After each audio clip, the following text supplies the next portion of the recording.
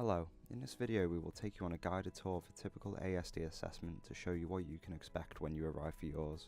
We work from different sites, so your assessment may not be in this building or with this clinician. Before you have your assessment, you will be asked to fill out our pre-assessment form, which will help towards a potential diagnosis. There are quite a lot of questions on this form dating back to your early life and up to present day. It will ask about any difficulties you've had on a day-to-day basis, as well as any strengths and aspirations you have. It may be helpful to ask a family member or friend to help you complete the questionnaire. The more information we have, the better our assessment and recommendations will be to help you after the assessment is completed. On arrival, report to the receptionist and tell them your name and that you have come for an ASD assessment. The receptionist will likely ask you to take a seat and wait to be called.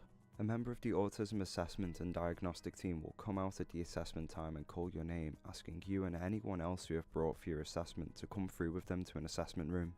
It is preferable that you attend your assessment with someone who knows you well, such as a friend or family member.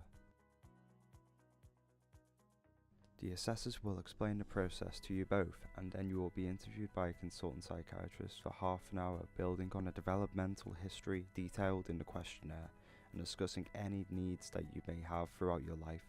At the same time, the person accompanying you will be interviewed by the occupational therapist for half an hour, discussing your functioning on a day-to-day basis, your routine, as well as roles and responsibilities.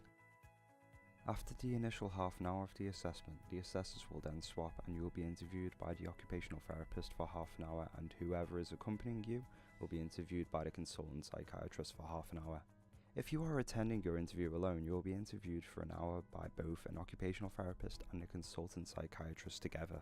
It is important to note that the assessment involves interviews. There is no practical test or tasks to complete. However, you will be asked questions from throughout your life, and this may be difficult for you to remember or talk about. Having someone with you may be helpful in supporting you with the process. On some occasions, the assessors may not be able to provide initial feedback, as they may require further information from other sources or longer to reflect and debate, but they will explain this to you. You will also have the opportunity to ask questions of the assessors about their opinion or feedback.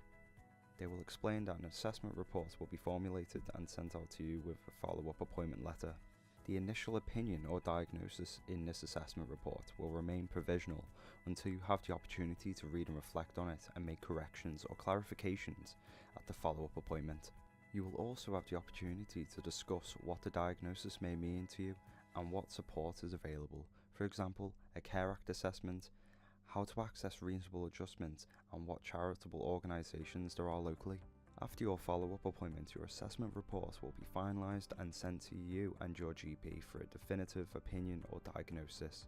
As we are a diagnostic service, we will not see you again, and so you will be discharged from our service at this point. We hope this video helped you to understand what our assessment process entails and helped you prepare for your assessment. We look forward to seeing you soon.